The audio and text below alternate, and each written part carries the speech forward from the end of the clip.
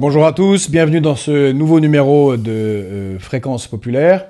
Si vous aimez ce que nous faisons, n'oubliez pas de liker, de commenter, c'est important, et puis surtout de partager auprès de vos proches et sur vos réseaux sociaux, d'autant plus qu'aujourd'hui, nous avons l'immense honneur de recevoir quelqu'un d'assez extraordinaire, Monsieur Alain Juillet. Bonjour. Bonjour. Beaucoup vous connaissent.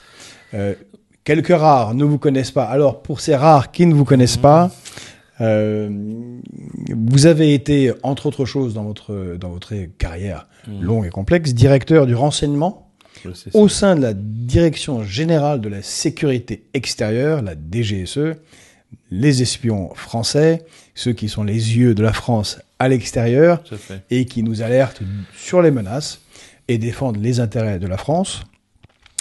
Et puis surtout, vous avez été pendant 10 ans haut responsable chargé de l'intelligence économique auprès du Premier ministre, en particulier François Fillon.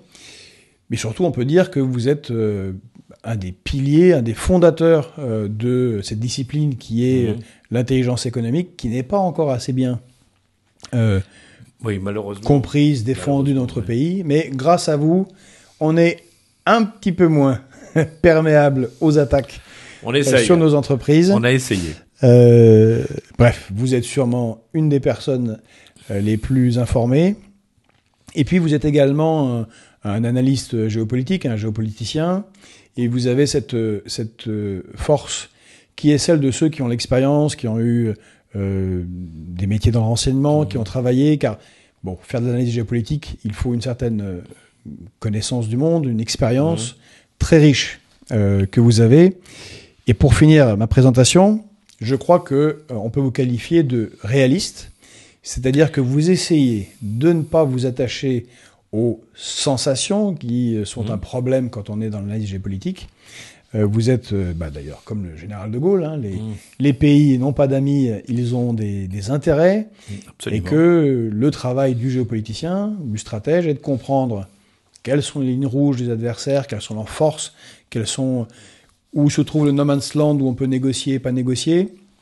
Ce qui est une chose un peu incomprise à notre époque, puisqu'on a quand même en Occident, et spécifiquement en France en ce moment, beaucoup de passion, beaucoup d'idéologie, une vision un peu idéaliste, ce qui est l'autre courant des relations internationales.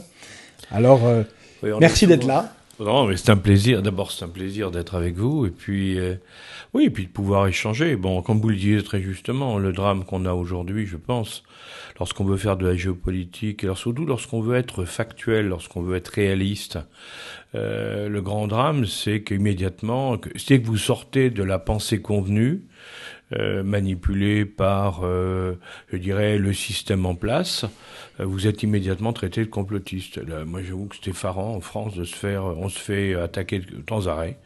On se fait traiter de complotiste dès qu'on prend un parti qui n'est pas exactement le parti de Monsieur Tout-le-Monde. Et c'est dommage, parce que le temps passe, l'histoire évolue, et puis on s'aperçoit régulièrement que ce qu'on disait, c'était pourtant la vérité. Mais alors là, le problème, c'est quand les gens sont pris au piège parce qu'ils vous ont agressé injustement, après ils n'ont pas le courage et l'honnêteté de dire on s'est trompé. C'est ça qui est terrible, si vous voulez. Bon, après tout, qu'on vous traite de tout, au départ, parce qu'on n'est pas d'accord, ça peut arriver partout, et nous sommes en démocratie, mais ensuite, il faudrait peut-être avoir l'honnêteté de dire, oui, je me suis trompé. Bien sûr. Et vous voyez, moi je vois, vous voyez, et puis en plus, je trouve qu'il y a aujourd'hui un état d'esprit, je dirais, qui est pas honnête, parce que d'un autre côté, par exemple, quand vous faites de la géopolitique, et moi j'en fais beaucoup, je fais beaucoup de conférences, je fais beaucoup d'émissions, je crois objectivement, j'essaie de faire le moins d'erreurs possible. Je crois que j'en ai fait une en 3 ans, j'en reconnais une. C'est que j'avais confondu, je me suis mélangé les pinceaux dans ma tête entre la Das Reich, la division SS Das Reich, qui était remontée depuis Montauban jusqu'à et dont j'avais dit qu'elle avait en passant par Oradour-sur-Glane. Par Oradour-sur-Glane, et j'avais malheureusement Tulle, Oradour-sur-Glane, qui avait massacré les gens tout le long de son parcours en remontant vers la Normandie, et j'avais dit qu'elle était composée de 95% d'Ukrainiens, et je me suis trompé parce que c'était la division Galice. Moi, dans ma tête, j'ai mélangé la division SS Galice, qui était composée à 95% d'Ukrainiens, et qui a fait des atrocités, mais sur le front de l'Est. Et bon, la confusion est due au fait que l'insigne de la division SS c'est pour ça a été repris par les unités Azov. C'est pour ça. Donc, si vous voulez, j'avais mélangé. C'est une confusion, il n'y a pas non plus. Oui, non, mais j'avais mélangé un certain nombre de choses. Et dans mon esprit, et je m'en suis rendu compte après l'avoir dit. J'ai dit tiens, c'est idiot, j'ai dit un truc qui n'est pas tout à fait exact. Mais sorti de là, moi, je crois avoir jusqu'à maintenant, et j'essaie d'être le plus honnête possible. Je crois avoir toujours dit ce que je savais, à partir de faits, si vous voulez, mes interprétations. Et le problème, c'est qu'il y a des gens qui l'acceptent pas. Parce que, aller dire que, regardez ce qui se passe avec l'Iran aujourd'hui, c'est effarant de voir que tout le monde est en train de dire l'Iran c'est nul ce qu'ils ont fait, c'est nul. Alors l'Israël c'est une grande victoire pour Israël. Non, parce que ce qu'on oublie de dire, c'est que sur les moyens, vous savez, qui ont été utilisés pour abattre les 300 drones, missiles et autres qui ont été envoyés, il y a 46% c'est les Israéliens, 44% c'est les Américains, et le reste, c'est les Français, les Anglais et les Jordaniens. Donc ça veut dire que si jamais Israël s'était retrouvée toute seule face aux 300 missiles, il y aurait eu un phénomène de saturation du dôme de fer qu'elle a, et à ce moment-là, il y aurait eu plus de cibles touchées. Donc ça, pour moi, rien que ça pose un vrai problème. Personne n'en parle. Personne n'en parle parce que ça gêne tout le monde. Parce qu'en définitive, ce que les gens ne veulent pas voir, c'est que l'attaque iranienne sur Israël, c'est la première fois depuis 20 ans que les Israéliens règlent leur compte partout sans être attaqués par quiconque. C'est la première fois qu'on leur dit maintenant ça suffit. Vous avez tapé sur un consulat, vous avez tué 10 personnes, dont des hauts gradés iraniens. Maintenant c'est fini, la prochaine fois que vous referez ça, vous prendrez des bombes sur la figure. Et ils l'ont montré d'ailleurs en tirant sur la base aérienne qui est dans le Negev, ce qui veut dire pour tous les professionnels qu'ils auraient parfaitement pu tirer sur la centrale nucléaire de Dimona. De Dimona, oui, bien sûr. Et là, c'est très intéressant parce que les Iraniens, et c'est pas étonnant de leur part, ils ont fait une action qui est très calibrée en définitive. Totalement calibrée. Elle est calculée exactement. Ils ont prévenu les Américains. C'est pour ça que Biden était très sûr de lui en disant les Iraniens vont attaquer. Évidemment, ils avaient été prévenus par les Iraniens, qui avaient bien dit on fait qu'un coup, on tire qu'une fois, et on ne fera pas, on fera le minimum de blessés et de victimes. On veut pas faire de victimes. On veut simplement montrer que ça suffit. Il faut pas continuer. Et là, c'est un succès total. Alors c'est intéressant cette approche que vous avez par l'Iran et l'opération qu'ils ont menée dans la nuit du 14 avril contre Israël, car on avait deux grandes thématiques à aborder avec vous. On pourrait rester des heures parce qu'il y a tellement de sujets, mais il y a deux grandes thématiques qui, je crois, vous tiennent à cœur. C'est celle du l'actuel retournement du monde et reconfiguration géostratégique complexe dans lequel on est. Et puis l'autre, ça sera sur la défense de notre pays contre les menaces, et en particulier par l'intelligence économique, qui est encore une fois trop mal connue. Mais peut-être que un des problèmes, c'est que on a eu un Occident qui a dominé le monde culturellement, pendant 5 siècles, et qu'on n'arrive pas à voir, ou plutôt on a des élites qui sont tellement, peut-être parfois avec une forme même de racisme, de supériorité, plutôt de sentiment de supériorité. On ne voit pas l'évolution. Je dirais sentiment de supériorité parce que pour moi c'est ça, c'est pas du racisme. Non, voilà, mais par contre nous avons tellement, mais c'est un peu le problème des Israéliens dont je parlais tout à l'heure. Quand on a été très puissant, qu'on a dominé le monde en écrasant tout le monde, parce que c'est ce qu'on a fait quand même. On pense que ça continuera quoi. On a beaucoup de mal à admettre que les choses changent et que on a peut-être été très puissant à un moment, mais que maintenant c'est fini. ou c'est en train de finir. Et personne n'a envie que ça finisse, si vous voulez. Mais alors, du coup, il y a une partie des gens qui sont réalistes, un petit nombre, hein, réalistes et qui disent, ben oui, les choses sont en train de changer, il faut l'admettre. Hein. L'Asie est en train de prendre le pouvoir économique dans les politiques dans le monde. Pour y revenir si vous voulez, hein, par rapport aux Occidentaux, par rapport aux États-Unis et à l'Europe. Et puis vous en avez d'autres, par contre, qui est dans un déni total, disent c'est pas vrai, on va continuer, on est les meilleurs. Moi, c'est ce que j'appelle, c'est les adorateurs du nombril. Vous savez, ils se regardent le nombril et ils disent qu'est-ce qu'on est beau. Le problème, c'est que c'est pas le monde, c'est pas ça. C'est pas en se regardant soi-même qu'on pourra diriger le monde. Le monde, c'est autre chose. Et le monde est en train de changer parce que les paramètres qui étaient les nôtres, sont en train d'exploser les uns après les autres. Alors, quels sont justement pour vous les grands marqueurs, si on une listing de qu'est-ce qui caractérise ce chambardement? Ah ben il y en a plusieurs, si vous voulez. Il y a d'une part sur le plan, sur le plan économique d'abord, parce que l'économique est quand même un élément essentiel hein, dans l'histoire, partout. Bon, aujourd'hui, il est clair que nous avons, quand on regarde la progression prévue des différents pays. Hein, on voit que en 2050, la Chine sera première puissance du monde, l'Inde la deuxième, non, les États-Unis la deuxième, l'Inde la troisième.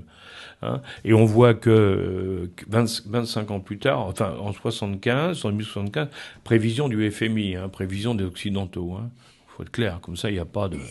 Hein, en 2075, premier c'est la Chine, deuxième c'est l'Inde, troisième c'est les États-Unis. Donc c'est clair. Et nous, en 2050, il n'y a plus que l'Allemagne, en Europe, hein, il n'y a plus que l'Allemagne qui serait la 9e puissance mondiale, mais comme elle est en crise, en récession depuis l'année dernière, il est à craindre qu'elle ne soit même plus dans les 10 premières. Donc il n'y aura plus un pays européen dans les 10 premiers dans 10 ans. Dans 15 ans, pardon. Donc ça pose quand même un sacré problème. Hein, donc l'économique comme premier marqueur. Alors ça, c'est le premier problème, c'est économique. Bon, le deuxième, c'est... Alors là, c'est terrible pour nous, mais il faut le reconnaître. On a envahi, depuis 1450, hein, on a envahi le monde par la force militaire, hein, partout. Faut arrêter, on n'est pas venu... certes, il y avait les religieux qui arrivaient derrière, mais le principal outil, c'était la force militaire. On a envahi le monde, on a imposé notre système. Très bien. En imposant notre système, on a imposé nos valeurs. Et on a cru que nos valeurs étaient universelles parce qu'on les avait imposées au monde entier. C'est-à-dire qu'elles ne sont pas naturellement universelles, ce sont les valeurs européennes et occidentales qu'on a cru universelles parce qu'on les a imposées aux autres. Alors maintenant, qu'est-ce qui se passe? Eh bien, ces valeurs, ils n'en veulent plus. Oui. Donc ça, c'est un bouleversement très important, un bouleversement considérable au niveau des pays, au niveau des populations. Ils ne veulent plus entendre parler hein, de nos valeurs. Ils ont les leurs qui sont issus de leur culture, qui sont issus de leur histoire, et dans tous les. Alors, et sur le plan politique, on a aussi voulu imposer par la force. Hein, on a voulu imposer un système démocratique à l'occidental qui se révèle totalement inadapté dans la plupart des pays du monde. Alors, tant qu'on était les plus forts, les gens, ils n'avaient pas le choix, hein, ils étaient bien obligés. Bon, mais maintenant que les gens ont pris leur indépendance, maintenant que les gens commencent à développer leur pays avec des vraies capacités économiques, hein, et qui commencent à nous tenir la dragée haute, ce jour, on se rend compte qu'ils disent mais pourquoi on appliquerait les méthodes occidentales? Je vais vous donner un exemple. En Afrique, par exemple, c'est fascinant. Hein, on a amené la démocratie. Hein, la démocratie à la française. On a même été, on l'a vu au Sénégal il y a peu de temps, hein, on a même été à dire au président du Sénégal, et avant on l'avait dit à d'autres, attention, hein, vous pouvez reprendre 3 ans ou 5 ans et vous représentez qu'une seule fois. Parce que ça, c'est la règle. Elle vient d'où cette règle? Elle vient de chez nous.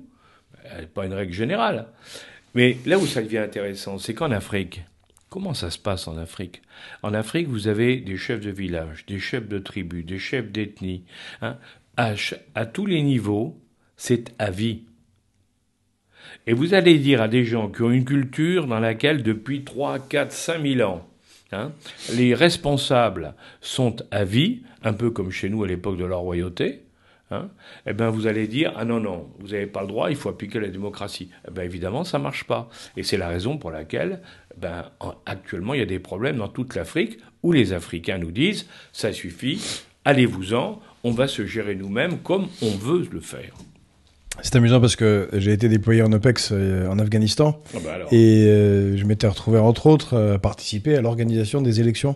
Ah oui, mais attendez. Dans un système, comme vous décrivez, clanique, où les gens, c'est pas un homme, une voix, c'est un clan, une voix. L'Afghanistan, il faut se souvenir, les Anglais le savaient très bien, tout le monde le sait, enfin, ceux qui connaissent l'histoire le savent. L'Afghanistan, quand on les a envahis, quand les Américains les ont envahis, pour se venger, je dirais, de l'affaire américaine du 11 septembre, bon, c'était quoi l'Afghanistan? C'était un pays qui ressemblait à la France du XVIIe siècle. Je vous rappelle qu'en France, on a brûlé les sorcières jusqu'en 1730. C'est-à-dire, il faut quand même le voir. Il y a 300 ans, on brûlait les sorcières en France. Et vous allez dire qu'on va donner des leçons aux gens qui lapident les gens chez eux? Mais de quel droit? Tout simplement parce qu'ils ont 300 ans de retard? Ah non. C'est là où il faut apprendre un peu l'humilité, si vous voulez. Il faut se dire, bon, c'est pas bien ce qu'ils font. Nous le savons parce que nous avons évolué. Mais ne demandez pas à des gens qui sont à ce stade-là de passer brutalement de ça à l'âge des avions à réaction et des satellites. C'est pas vrai. Ça ne se passe pas comme ça. L'évolution des hommes, l'évolution des peuples, ça se fait pas en un jour. C'est beaucoup plus compliqué que ça. Il y a un aspect dans cette évolution qui semble peu compris encore par ce sentiment de supériorité, c'est est-ce qu'il n'y a pas un risque de décalage scientifique? Parce qu'on a toujours l'impression, avec le sentiment de supériorité, que la science, c'est parce que ça a été l'Occident, la science et la puissance. Parce qu'on a dominé le monde. Et là, on voit que les Russes font des avions, des systèmes de missiles qui on n'a pas l'air de maîtriser. Les Chinois font tout un tas de choses, y compris les Iraniens. On découvre pour certains médusés qu'ils produisent quasiment autant d'ingénieurs par an que les États-Unis, alors qu'ils ont une population 4 fois inférieure, même si ce ne sont pas les meilleurs, mais quand même, ça signifie quelque chose. Est-ce qu'il y a... c'est la grande thèse d'Emmanuel Todd dans son livre La défaite de l'Occident, de le baser sur ces questions scientifiques. Il a raison sur un truc. Vous savez, les Occidentaux, on a sorti, je crois que je ne sais plus si c'est à l'OCDE ou à la ONU, je ne me souviens plus où ça a été fait, mais on a sorti on a dit qu'il y avait 34 technologies qui étaient la base même du développement, de l'innovation, de la recherche dans le monde. Bon, 34 technologies actuellement. Bon, sur les 34, il y en a 20, si je me souviens bien, il y en a 26 qui sont où la Chine est leader. Et le reste, il y en a, donc le reste, ça fait 8. Non, c'était 25 ans. Parce que il y a 9, il en reste 9. Il y en a 5, ce sont les Américains, et 4, ce sont les Européens. Vous voyez? Donc, alors, l'écart est creusé déjà. Oui, donc ça veut dire quoi? Ça veut dire que si vous en avez un qui déjà domine les 3/4, même plus de 3/4 du total, il y a de quoi s'inquiéter. Et je vais ajouter quelque chose, c'est que quand Trump, qui a bien senti tous ces dangers-là d'ailleurs, quand Trump a dit on va interdire l'exportation de puces et autres, on va freiner, on va se développer sur le numérique et parce que c'est notre point fort, et dans ce cadre-là, on va empêcher les Chinois d'avoir les fameuses puces faites à Taïwan, et qui sont utilisées par les Occidentaux et par tout le monde. Bon. C'est là où on voit aussi la différence entre nos pays et un pays comme la Chine. La Chine, qu'est-ce qu'elle a fait? Xi Jinping a dit on met le cap sur les puces, les microprocesseurs. On surinvestit là-dedans. On surinvestit littéralement. Et qu'est-ce qu'on vient de s'apercevoir cette année? Donc, qu'il y a eu Biden qui a passé son temps, mais c'est Trump qui avait lancé le truc. On s'aperçoit que 5-6 ans plus tard, la Chine est en train de rattraper. Elle n'est plus qu'à un niveau du top de ce qui se fait au niveau des microprocesseurs. Elle a rattrapé la plus grande partie de son retard. Pourquoi ? Parce qu'ils ont surinvesti et autres. Et j'ajouterais, si vous regardez par exemple l'intelligence artificielle dont tout le monde parle aujourd'hui, hein, et le quantique surtout, hein, les techniques quantiques qui vont faire la révolution au niveau de la physique dans tous les pays du monde. Quel est le pays qui investit le plus, beaucoup plus que les autres là-dedans, que comme par hasard, c'est les Chinois. Et après, il y a les Américains, mais bien plus loin. Donc, on voit bien que quand vous faites, alors vous ajoutez les investissements de l'Inde, vous ajoutez les investissements de la Chine, vous regardez l'Indonésie qui est en train de faire une percée extraordinaire, toujours dans ce coin-là. Vous avez les Coréens, même s'ils sont englués dans leurs problèmes démographiques, ou si ça continue comme ça, il n'y aura plus un Coréen dans 300 ans. Enfin, c'est effrayant ce qui leur arrive, hein, à force de ne plus faire d'enfants. Bon, ils peuvent fusionner avec ceux du Nord. Puis, comment ? Ils peuvent fusionner avec ceux du Nord. Oui, alors c'est ça. Mais c'est ce qu'ils feront. ce qui se passera. Ouais. L'histoire, c'est évident qu'à un moment donné, il y aura fusion des deux. Et ça relancera, à tout point de vue d'ailleurs, ça relancera la Corée. Hein. Mais on est donc un système où il faut bien reconnaître que c'est l'Asie où tout se passe. Hein.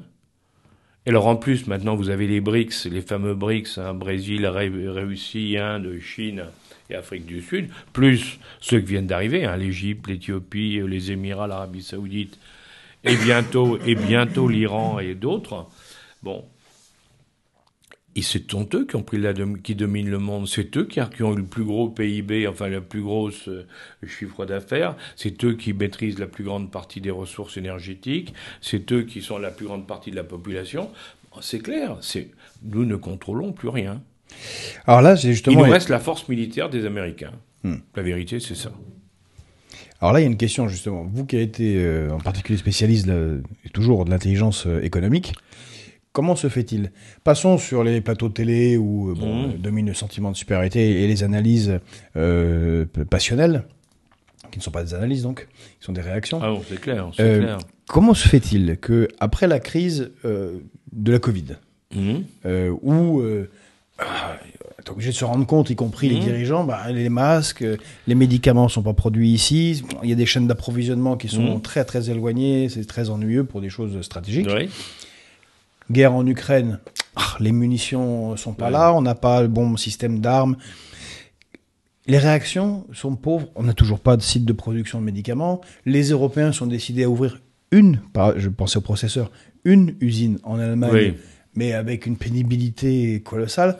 Pour les munitions, notre président va à Tarbes, on fabriquera 60 000 obus, c'est-à-dire 4 jours de consommation. Oui, 4 jours de consommation.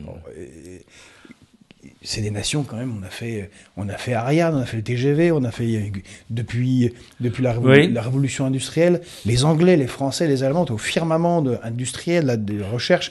Comment se fait-il qu'il y a cette apathie alors qu'il y a des crises visibles ? Pourquoi il n'y a pas 10 usines qui ont été ouvertes dans toute l'Europe sur les microprocesseurs ? Je crois que malheureusement, enfin là, quand on dit ça, alors c'est là, on serait être complotiste, alors, comme toujours. Mais ce qu'il faut bien regarder, c'est que c'est sans doute une des conséquences de la mondialisation.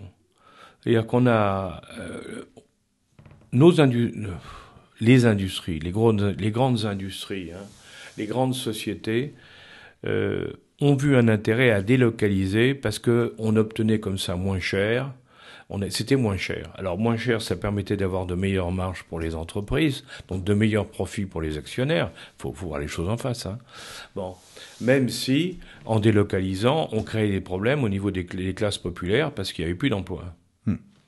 C'est ça le problème. Hein. On délocalise pour gagner plus parce que coûte moins cher de faire un produit loin, mais la contrepartie, c'est que ça pose un problème local au niveau de l'emploi. Et on perd la compétence. Et alors, bien entendu, derrière tout ça, à partir du moment où on transfère la production et la capacité de production et la recherche vers les pays extérieurs, bien évidemment, on perd la capacité, on perd la connaissance. Donc, c'est un engrenage très mauvais, en définitive, qui a été encouragé au niveau international, hein, il faut bien le dire, qui a été encouragé par des gens qui voyaient, très grands opérateurs, qui voyaient un intérêt financier. Faut pas se leurrer, hein. Donc la mondialisation heureuse, elle a été, comme disait Alain Mac, elle a été heureuse, oui, pour les financiers, et on l'a vu. Elle a été heureuse pour les financiers, elle a été heureuse pour les échanges entre les pays, parce que du coup, on échangeait beaucoup. Mais pour les pays elles-mêmes, ça a été pour la plupart des pays une source d'affaiblissement caractéristique. Nous, on a désindustrialisé la France. On est le pays d'Europe qui a le plus d'industrialisé quand même. Hein. L'Allemagne à côté, elle est beaucoup plus industrielle que nous. Nous, on a été les mauvais... Enfin, alors, selon le point de vue, on se place, hein, les bons élèves ou les mauvais élèves. On a complètement délocalisé notre industrie. Alors, évidemment, après, on se réveille. Eh ben, on n'a plus d'industrie, on l'a vu. Alors, on n'a plus d'armes pour la guerre en Ukraine. Eh ben, ah oui, eh ben, les fusils, les mitraillettes et autres, ah ben, ils viennent d'Allemagne. Ah, mais les munitions, elles viennent d'ailleurs. Ah bon, et chez nous, il n'y a rien. Et si on est bloqué de l'extérieur, comment on fait ? Vous voyez, c'est ça. Et on voit bien le danger, des interdictions. Regarde, à tout point de vue, si vous voulez. Et ça, je dirais, au niveau français, on a perdu des pans entiers de notre économie comme ça. Et on n'a pas fini. Parce que, en plus, alors, on s'est ajouté dans nos pays, dans les pays occidentaux, sous la pression de groupes, sous la pression d'ONG, de groupes politiques ou autres, progressivement aussi, on s'est interdit un certain nombre de choses, ou on a fait évoluer un certain nombre de choses, sans jamais se préoccuper de l'application pratique. Et moi, c'est très frappant avec l'écologie, par exemple. Bon, l'écologie, tout le monde est d'accord pour dire qu'il y a un réchauffement climatique. On ne peut pas dire le contraire. Bon, c'est une évidence.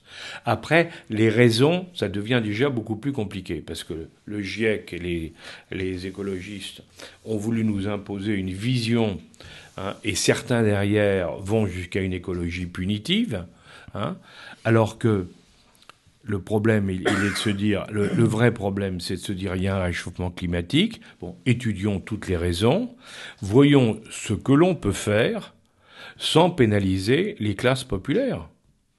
Parce que ça, il faut y penser quand même. Aujourd'hui, l'écologie est particulièrement positive pour les catégories les plus défavorisées. Parce qu'on change les règles, on augmente les prix, et quand les gens ils sont pauvres, comment voulez-vous qu'ils s'en sortent ? Donc on condamne les pauvres au nom de principes. C'est là où c'est très grave, si vous voulez. Parce que là, ça veut dire que les États ne remplissent plus leur rôle.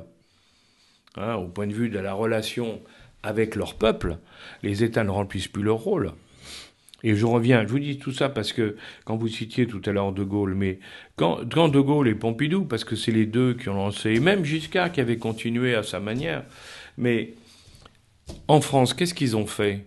La France était en perdition en 58, il faut quand même s'en souvenir. Enfin, ceux qui ont connu ça, c'était une catastrophe. On changeait de Premier ministre tous les 3 mois, l'économie était en chute libre, la dette la dette, non, on n'avait pas autant de dette que maintenant, mais on avait quand même, ça allait pas bien. Enfin, on était très mal. Bon, qu'est-ce qu'il a fait De Gaulle ?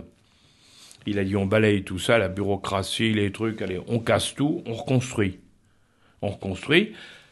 Et on se fixe des objectifs à long terme, dans tous les domaines principaux. Alors on va faire la fusée, dans le spatial, on sera les premiers. C'est la planification à la française. La planification à la française, qui a été une formidable réussite, parce qu'on a tout fait. Le nucléaire, on est devenu leader mondial. Le spatial, on a été pendant un certain temps avec Ariane, leader mondial. Dans tous les domaines, on a été super. Le TGV, on a dans les avions, dans plein de domaines. Les téléphones portables avec Alcatel. Mais oui. Et on a été formidable. Mais qu'est-ce qui s'est passé après ? On avait des chefs d'État qui avaient une vision à long terme. Et vous savez, en politique, quand on regarde l'histoire, quand on fait de la géopolitique, il faut regarder aussi l'histoire. Eh bien, on s'aperçoit que ceux qui, en définitive, là où ça marche le mieux, c'est ceux dans lesquels les dirigeants sont capables de donner des objectifs à leur population à long terme. Parce que c'est la recherche, c'est l'obtention de l'objectif à long terme qui donne l'espérance. Un peuple, il a besoin de croire en l'avenir. Il a besoin d'espérer un avenir meilleur. Et pour qu'il ait l'espoir d'avoir un avenir meilleur, Il faut qu'on lui donne des objectifs crédibles à long terme et avec des étapes pour y arriver. Et chaque fois qu'on franchit une étape, on leur dit bravo. On a fait une étape, on va continuer. Et là, les gens sont enthousiastes parce qu'ils disent « Ah ben on est tous ensemble à faire quelque chose de formidable ». Et ça crée la cohésion, la cohésion sociale. Bon, quand vous n'avez aucun objectif, quand on est horizon maximum, la prochaine élection, ben évidemment le résultat c'est, et qu'on nous voit, hein, comme font la politique politicienne, comme on dit aujourd'hui, ben le résultat c'est les gens ils savent pas où ils vont, il n'y a pas de cohésion sociale, il n'y a pas d'enthousiasme général, il n'y a plus d'esprit national non plus, hein. Parce que la souveraineté, ça se défend, mais ça se défend pas seulement par des règles interdisant aux autres de faire des choses, c'est aussi parce qu'on va de l'avant. Et c'est ça, si vous voulez. Alors, que penser des BRICS, de cette réunion qui, encore une fois, a été très méprisée pendant longtemps et déconsidérée? Mais vous avez tout à fait raison. Elle a été méprisée parce que quand les BRICS ont commencé à se rapprocher, on a dit c'est des pays du tiers-monde qui essaient de vivre ensemble, mais vous vous rendez compte, hein, la Chine n'a rien à voir avec l'Inde ou avec le Brésil, mais c'est pas sérieux. Ou la Russie, c'est pas sérieux. Bon. Erreur fatale. Quand des peuples se regroupent, quand des nations se regroupent, c'est pas simplement sur des intérêts commerciaux. Ça peut être aussi sur l'envie de changer le système existant. Ce qui caractérise les BRICS actuels et les BRICS futurs, c'est qu'ils ont tous une caractéristique. Oui, qu'ils ont tous un point commun. Ils nous détestent. Ils en ont marre de nous. Ils en ont par-dessus la tête d'avoir eu à nous subir pendant 500 ans. Ils en ont assez. Ils en ont assez d'une OMC dont les règles du commerce international favorisent systématiquement les Occidentaux. Ils en ont assez qu'on leur impose par la force, hein, qu'on leur impose notre système. Ils en ont assez. Ils en ont assez que les économies soient pillées, hein, par un certain nombre de grands groupes. Si vous voulez, il y a tout un ensemble de choses. Bien, on pourra en parler de tout. Il y a quantité de choses sur lesquelles ils disent ça suffit, hein. Chaque zone a sa culture, par exemple. Chaque brique a sa culture. Sa culture, elle est spécifique. Les Brésiliens, ils ont leur culture, ils ont un mode de vie différent d'une autre, hein, qui est fait d'un mélange. Ils sont mélangés entre les populations locales, les migrants. Bon, c'est devenu une nation tout à fait particulière. Bon, et comme tous les Américains du Sud, ils ont aussi une culture, et une culture qui remonte. Pour certains, si vous allez vers les Mexicains, les Péruviens et autres, ils remontent aux Aztèques, aux Mayas et autres. Bon. En définitive, quand les Occidentaux sont arrivés pour leur piquer l'or et les diamants et tout ce qu'il y avait à l'époque de Cortés, de Pizarro et les autres, des conquistadors, hein, ils ont détruit des empires qui vivaient très bien, qui étaient organisés, qui étaient structurés, hein, et qui étaient adaptés à l'environnement local. Alors, que ces gens-là, ayant subi 500 ans ou 400 ans ou 300 ans de joug de chez nous et envie d'être indépendants, mais on les comprend. Et alors, quand ils découvrent qu'ils veulent être indépendants, mais que d'autres pays, d'autres grands pays dans le monde qui sont en train de se développer ont la même envie, et que ces pays-là, ils ont plus de richesse que nous. Seulement jusqu'à maintenant, on leur prenait leurs richesses pour les transformer chez nous et créer de la valeur ajoutée chez nous. Et ça nous permettait évidemment de nous développer très vite. Eh ben, ils disent non, maintenant c'est fini, maintenant on va faire la transformation des richesses, des matières premières chez nous, on va les transformer chez nous. Et c'est nous qui aurons la valeur ajoutée. Ah ben, évidemment, ça veut dire quoi? Ça veut dire que c'est la fin de l'Occident. On le voit avec la Chine, sur tout ce qui est batterie, oui. Électricité, alors qu'ici, on n'arrête pas de dire il faut absolument qu'on ait des voitures ou tout un tas de machines qui fonctionnent à l'électricité. Mais regardez, c'est là où ils sont. Je vous parlais tout à l'heure d'il faut voir à long terme. La force des Chinois, c'est qu'ils vivent à 30, 40, 50 ans à l'avance. Ils ont leurs objectifs et ils les gardent. Xi Jinping, il applique les principes de Deng Xiaoping, hein, qui a succédé à Mao et qui a dit voilà comment on va redevenir la première puissance mondiale. Il l'applique encore aujourd'hui. Bon, nous, tous les 2 ou 3 ans, on change. Regarde, Xi Jinping, qu'est-ce qu'il a dit au dernier congrès? C'est dommage que les gens n'aient pas regardé ça en détail. Il dit, avec les batteries, nous allons contrôler le marché mondial des voitures électriques. Bon. Et on va vendre, bien sûr, des voitures électriques. Mais j'ai donné instruction aux fabricants chinois que dans 10 ans, on se passe à la voiture à hydrogène. Alors, en France, vous avez les gens qui vous disent « Ah non, voiture à hydrogène, c'est mal, parce que l'hydrogène, il faudra voir comment on le produit. » Peut-être. Alors, vous retournez au Pérou, et au Pérou, ils sont en train de faire de la production d'hydrogène de manière naturelle, pratiquement naturelle. Ils testent les premières transformations. Donc ça veut dire que nous, ici, on est en train de faire un combat qu'on a perdu d'avance. D'un côté, les Chinois, ils sont en train de préparer les voitures à hydrogène, et l'autre, comment faire l'hydrogène, est en train de se développer en Amérique du Sud. Et nous, alors au milieu, nous, dans 10 ans, on va se réveiller. On sera englué, on aura fait des usines pour faire des voitures électriques qui ne se vendront plus. Parce qu'elles sont très polluantes, les voitures électriques. La pollution est totale, par les terres rares, par les batteries et autres. Bon, contrairement à ce qu'on nous raconte. Bon. Eh bien, on va se retrouver avec des voitures électriques qu'on ne pourra plus vendre, et on sera envahi par des voitures venues de Chine. Et quant à l'hydrogène, qui va remplacer, bien entendu, les énergies fossiles, c'est une évidence maintenant. Ça va prendre 10 ans, 15 ans, parce que les technologies elles s'améliorent sans cesse. Regardez, rien que dans les énergies fossiles, regardez chez nous, on a interdit, sous la pression des ONG, le gaz de schiste, on l'a interdit en prospection, en exploitation et en vente. D'accord ? Bon, et on l'a interdit en disant, et c'était vrai à l'époque, attention, sur le plan écologique, c'est désastreux parce que il faut fracturer le sol, ça abîme tout, ça pollue tout. Ça, c'était quand ça a démarré. Aujourd'hui, vous allez en Amérique, ils ont développé les technologies. Maintenant, c'est beaucoup moins polluant que ça n'était à l'époque.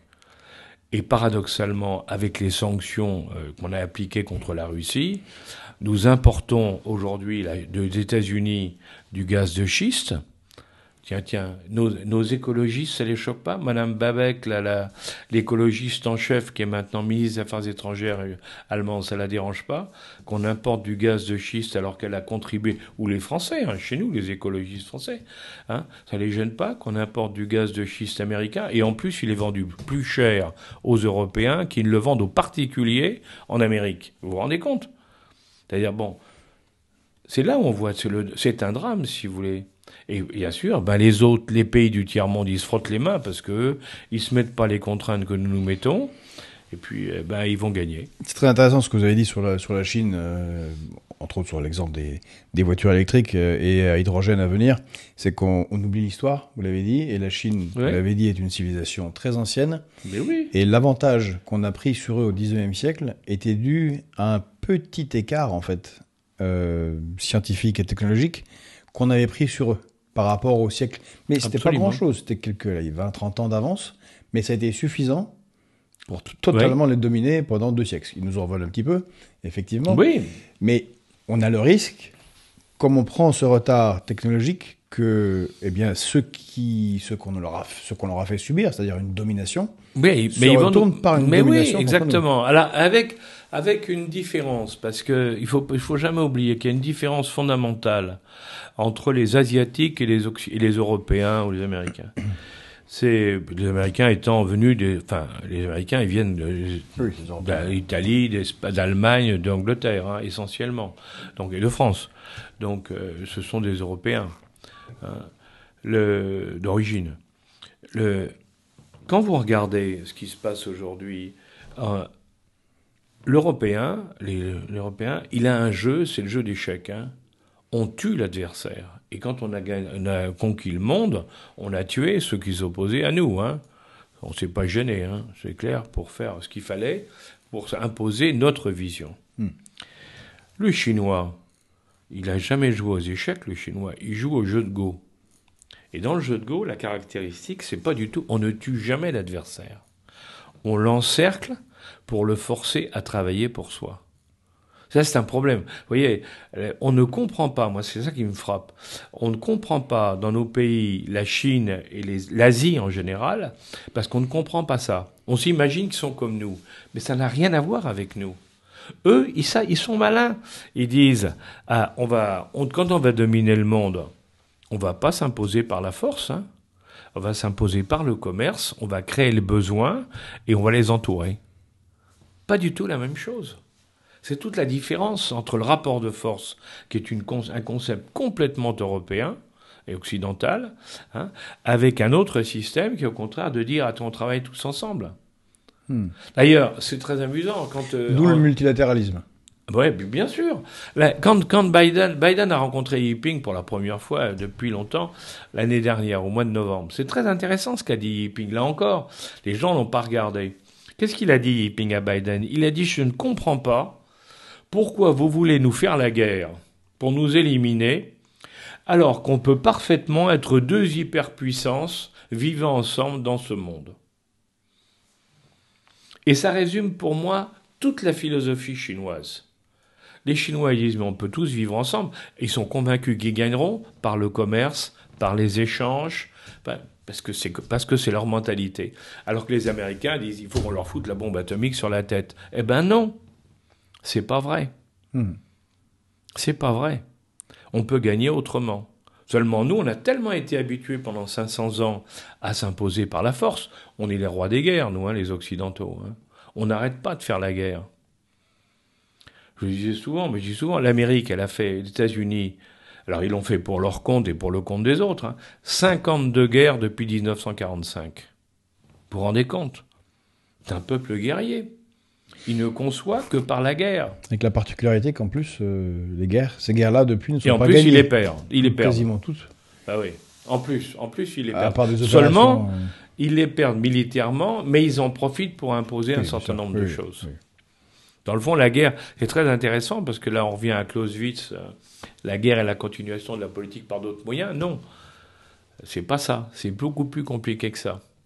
Et aujourd'hui, les Chinois vous répondent non, il y a l'économique, la guerre n'est qu'un élément qui conduit à la victoire économique. D'ailleurs, on en avait parlé ici, j'invite toujours à lire le livre de deux colonels chinois qui sont devenus généraux. La guerre hors limite. La guerre hors limite, qui n'est pas assez lue, pourtant les choses sont assez limpides. D'abord, oui, mais ils ont raison. Une analyse globale, et puis voilà, ils annoncent ce qui va se passer dans le siècle. C'est assez frappant. Mais regardez, la guerre hors limite, quand les gars vous disent, et c'est vrai, une flotte américaine, les 8 flottes américaines qu'il y a, enfin la première ou la deuxième flotte pendant le Pacifique, elle a la puissance de feu de la Deuxième Guerre mondiale. C'est énorme, c'est colossal. On ne se rend pas compte de ce que ça représente.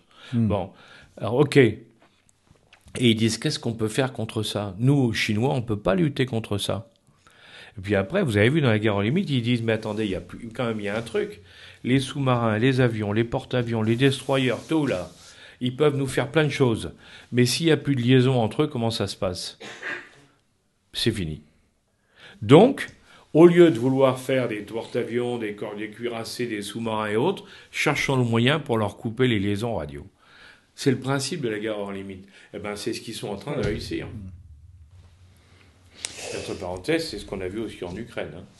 Où en Ukraine, on s'aperçoit qu'en cyber, on a eu de très mauvaises surprises, les Occidentaux, sur la cyber, sur les capacités cyber. Ouais. On est dans ce concept de guerre hors limite. Exactement, oui. Et alors nous, les Français, qui a une très très grande histoire, un pays qui a un grand pays, pesé dans l'histoire du monde. On a Richelieu là, dont le résultat était le traité de Westphalie que les Allemands ont tellement peu apprécié, qui nous a mis quand même 2 siècles de domination du monde quasiment à une époque. Oui, mais vous voyez, si je peux me permettre, c'était une époque où justement, si vous regardez. Parce que c'était, alors, je dirais, c'est le principe même de la monarchie. La monarchie non constitutionnelle, la monarchie tout court. Les bons rois, qu'est-ce qu'ils font? Ils vivent des objectifs à long terme. On revient à ce que je disais tout à l'heure. Donc, ils mobilisaient les gens autour d'un objectif à long terme. Ben justement, j'allais faire le bond jusqu'à De Gaulle. Parce que De Gaulle, vous l'avez dit, c'est la planification. Oui. C'est ne pas être ami avec les Américains, mais ne pas être vassalisé, être ami avec les Russes, être ami avec les Chinois, être ami avec tout le monde, mais en ayant pour soi mais sans des être capacités. Dupe. Voilà, c'est ça. Si vous voulez, stupide. sans être dupe. De Gaulle, on l'oublie, mais c'est De Gaulle qui a fait le rapprochement des Occidentaux avec les Chinois avant Nixon. Nixon y a été ensuite sur le conseil de Gaulle, on le sait maintenant, et bien sûr de son équipe avec Kissinger, mais au départ c'est De Gaulle qui a lancé le premier l'idée d'aller en Chine, de s'occuper des Chinois, en disant Regardez-les. C'est De Gaulle qui a été Aujourd'hui, aussi en les Russie. champions du complotisme auraient dit que De Gaulle était un maoïste. Oui. Mais exactement. fou furieux. Et quand De Gaulle a été voir les Russes, pareil. Pareil. Quand il a été les voir, qu'il négociait avec eux en disant il faut surtout pas lâcher les Russes parce que ils sont un élément de notre futur, de l'Europe de l'Atlantique à l'ouest, là, c'est De Gaulle qui l'a dit. Bon, maintenant vous dites ça, vous êtes traité de pro-russe. Moi qui suis gaulliste, moi je vais me faire traiter de pro-russe. Dans le fond, en bon gaulliste, je dis oui, j'affirme qu'il fallait qu'on garde le contact avec la Russie, bien sûr. De toute façon, ça se fera demain. Et que ça se fera exactement. Quand la paix va arriver, parce qu'elle va arriver là, la paix va arriver en Ukraine, et on verra que 6 mois après ou 1 an après, on repartira. Seulement on aura perdu 5 ans, 10 ans, avec en plus certaines déclarations qui n'ont peut-être pas été très astucieuses, on aura perdu un temps fou, alors quand il faudra reconstruire une relation nécessaire. Et pour le coup, renforcer la Russie. Bien entendu. Donc pour la France, vous préconisez de revenir à cette pensée à long terme de la planification, mais comment faire avec le système que l'on a? Et oui, c'est ça. Comment faire avec... Moi je crois que si vous voulez... Alors, on a besoin soyons clairs, un pays comme la France, dans un monde qui change, comme celui qu'on a dit, dans lequel les BRICS, chaque pays... L'Inde, le Brésil, ça, regardez, ils sont tous en train de nous passer devant, les uns après les autres. Bon. Ces pays-là, qui sont donc en plein développement, nous, il faut qu'on arrive à travailler avec eux. Mais est-ce qu'on peut travailler tout seul ou est-ce qu'on peut travailler dans un cadre européen ? Évidemment, l'idéal serait que l'Europe soit suffisamment forte pour être au milieu entre la Chine et les États-Unis, en théorie. Ce serait ça qui serait l'idéal. Mais on voit bien que c'est absolument impossible. L'Europe est explosée entre les 13 pays d'initiative des Trois Mers au nord, les pays du nord, les pays du sud, le Club Med, donc nous, l'Espagne, l'Italie, le Portugal, qui sont considérés comme des rigolos, et puis l'Allemagne au milieu qui est en pleine crise et en récession. Donc l'Europe, on ne peut pas dire aujourd'hui qu'elle est brillante, Et la question qu'il faut se poser, c'est pourquoi nous en sommes là? Et je crois qu'au lieu de dire l'Europe, il faut se dire, si nous en sommes là aujourd'hui avec tous ces problèmes en Europe, c'est parce que l'Europe qu'on a conçue n'est probablement pas celle qu'on avait prévue au départ, qu'on avait conçue au départ. Et donc là, il faut faire une révision de conscience. Moi, je crois à l'Europe. Je crois qu'on a besoin d'être fort on est plus fort à plusieurs que tout seul, mais à condition qu'il y ait réellement, que ce soit vraiment efficace. Or, aujourd'hui, on peut se poser des questions parce qu'on voit bien qu'on perd pied. L'Europe est en train de perdre pied par rapport aux Américains, tous les pays d'Europe, par rapport aux Américains, par rapport aux Asiatiques, par rapport aux pays d'Afrique, par rapport aux pays de partout. Nous sommes en train de baisser. Donc, il faut se poser des questions. Est-ce qu'il n'est pas temps de vouloir arrêter? Et la France, moi, je pense à un vrai jeu possible par rapport à d'autres, parce que si nous voulons, avec les BRICS, on peut avoir de bonnes relations avec les BRICS, avec chacun des BRICS. Et chacun des BRICS a besoin de choses que nous savons faire. Regardez, par exemple, pour les avions de chasse, c'est très intéressant. Pourquoi on nous achète des Rafales dans les pays du tiers-monde? Vous avez vu qu'en Europe, on ne nous achète plus de Rafales. C'est fini. Les Américains ont imposé avec l'OTAN le matériel américain. C'est clair. Nous, pratiquement, dans la plupart des pays d'Europe, on est viré de partout. Par contre, dans les BRICS... Les Serbes, apparemment, veulent acheter les Serbes. Ouais, mais, peut-être. Mais regardez, par contre, vous voyez, dans les pays du tiers-monde, dans les pays en développement, dans les BRICS, on nous achète des trucs. L'Indonésie, elle nous achète pourquoi? Parce qu'elle ne veut pas acheter chinois, parce qu'elle ne veut pas acheter américain. L'Inde, pourquoi elle nous achète? Parce qu'elle ne veut pas acheter chinois, elle ne veut pas acheter américain. En réalité, nous pouvons tirer notre carte. Mais oui. Qui sont rentrés dans les BRICS aussi. Mais oui, exactement. On a des possibilités de jeu par rapport aux Chinois et aux Américains. Non pas sur tout, bien entendu, mais sur certains domaines dans lesquels on est bon. Pourtant, on a une élite qui semble vouloir se vassaliser de plus en plus à Washington. Ben oui, mais c'est lamentable. C'est lamentable.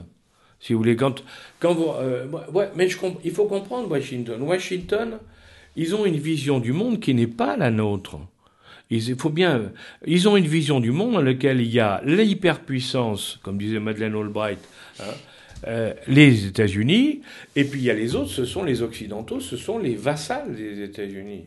Et ce qu'il faut bien voir, c'est que les États-Unis, ils jouent leur jeu. Quand ils nous ont encouragés à prendre des sanctions en Europe contre la Russie, c'est évidemment dans leur intérêt. Hein. L'affaire du gaz, de dire arrêtez d'avoir du gaz, bon, c'est pourquoi? C'est pour le remplacer par le gaz américain. C'est pas autre chose. Hein, c'est pas bon. Quand ils sont en train d'essayer, il y a quelque chose qui est en train de se préparer contre la France, hein, contre Rosatom, les liaisons entre le nucléaire français et Rosatom sur le recyclage de certains combustibles nucléaires. Bon, le Congrès américain est en train de préparer une loi pour nous l'interdire.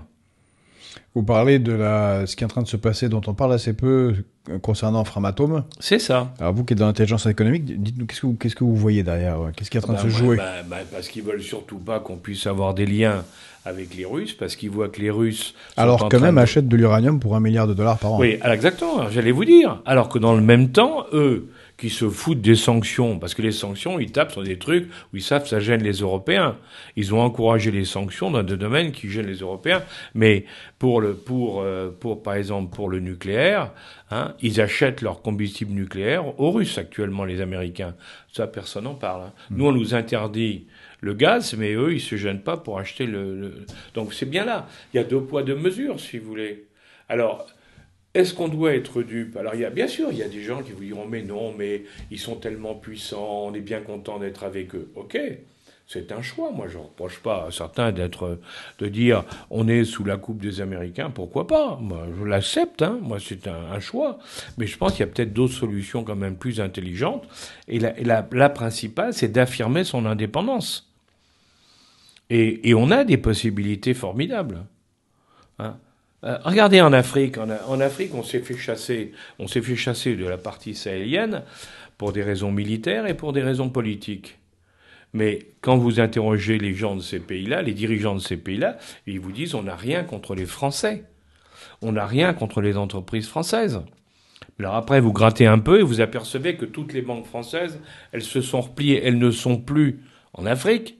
Elles sont reparties, parce que vous dites, comprenez, les règles de Bâle, Bâle 2, Bâle 3, les règles pour les banques font que c'est trop risqué, on ne peut pas rester en Afrique. Ah oui? Alors comment font les Marocains? Les Marocains qui nous ont remplacés dans toute la partie africaine avec des banques marocaines et qui s'en sortent très bien. Quand même des questions à se poser. Vous voyez, c'est là où on voit. En définitive, c'est parce que nous ne savons plus prendre des risques. On veut faire du profit au maximum. On veut maximiser le profit en supprimant le risque. Ça dure jamais longtemps. Ça peut pas durer longtemps, ça. C'est une équation qui ne marche pas. Et donc, encore une fois, c'est quoi le risque pour Framatome dans un avenir proche? Le risque pour Framatome, c'est que s'il peut pas recycler le combustible, le fameux combustible, dans le système Rosatom qui permet de traiter ce type de combustible, on va être bloqué. On ne pourra plus à ce moment-là utiliser, on ne pourra plus faire des réacteurs d'un certain type, et donc, bien sûr, ça nous neutralise. C'est toujours les mêmes histoires.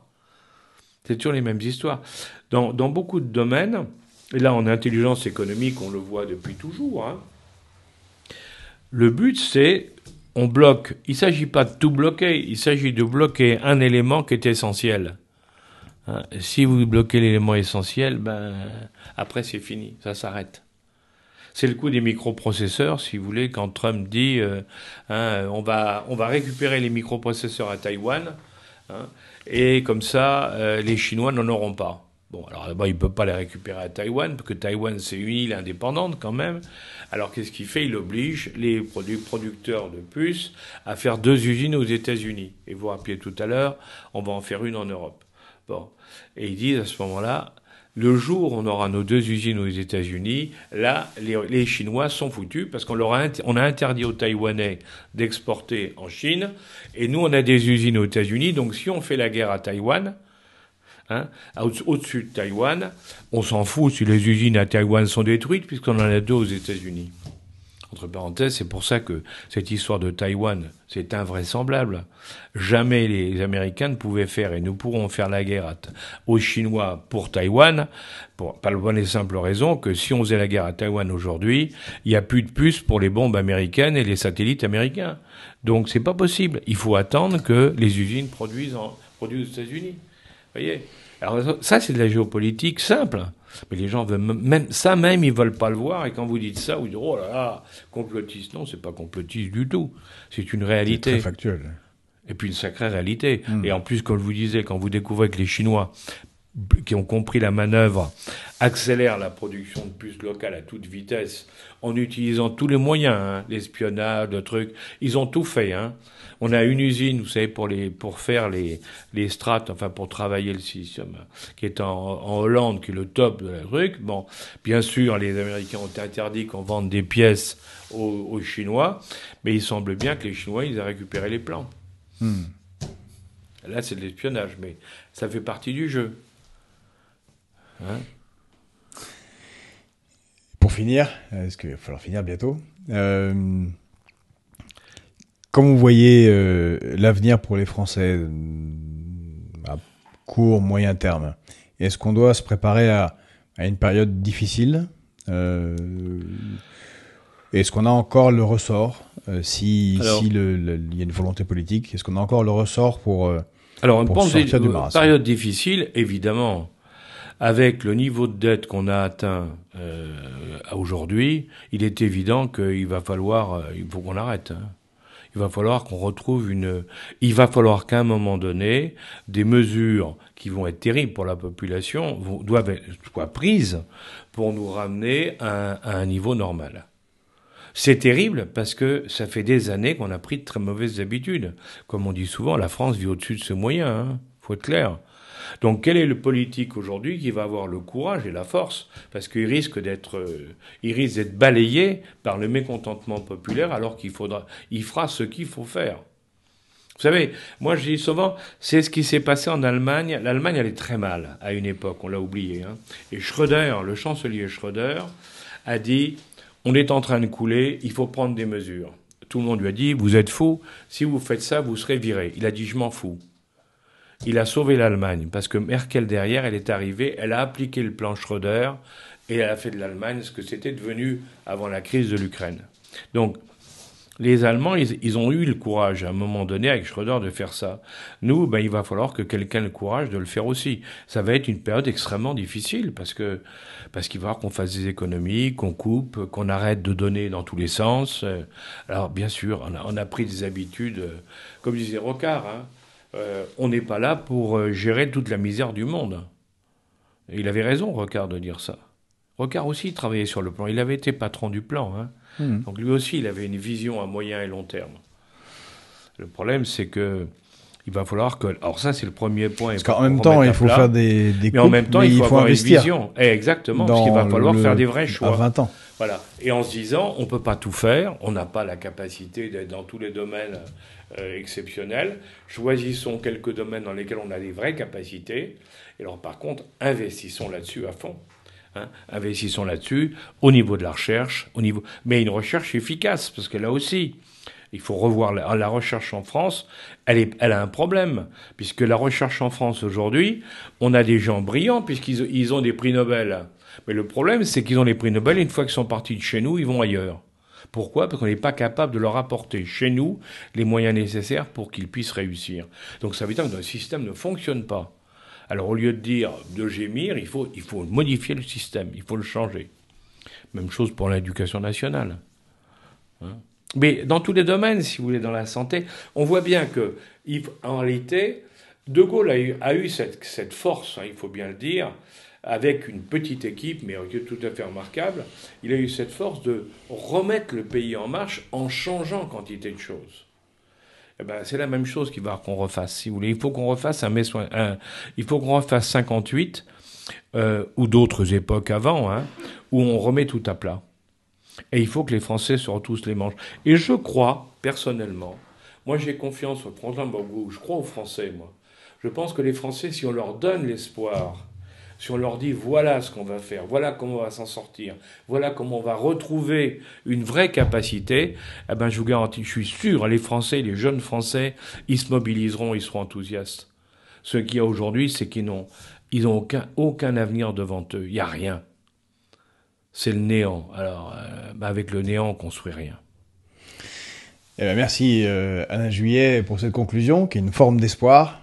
Vous pouvez reprendre Danton derrière vous, de l'audace, toujours encore de l'audace. Ouais. Et la patrie est sauvée. Ouais. Donc, on est devant ce moment historique où on espère que, eh bien, vous avez dressé un plan une idée, une esquisse de ce qu'il faudrait faire. Merci d'être venu chez nous. Merci de m'avoir invité. Si vous avez aimé cette vidéo, eh bien, cette interview, qui aurait pu durer 3-4 heures, parce qu'il y a au moins 4 sujets qu'on aurait pu développer. Ouais, bon, on est limité dans le temps. Eh bien, n'oubliez pas de liker la vidéo, de la partager, de commenter. Et ceux qui n'ont pas complètement les poches percées et qui ont encore un peu de moyens, vous pouvez nous aider avec un petit don de 5 € ou plus si vous pouvez, avec le lien que vous trouverez sous cette vidéo. Encore une fois, merci Alain Juillet et comme disent les autres, continuez le combat. Il faut.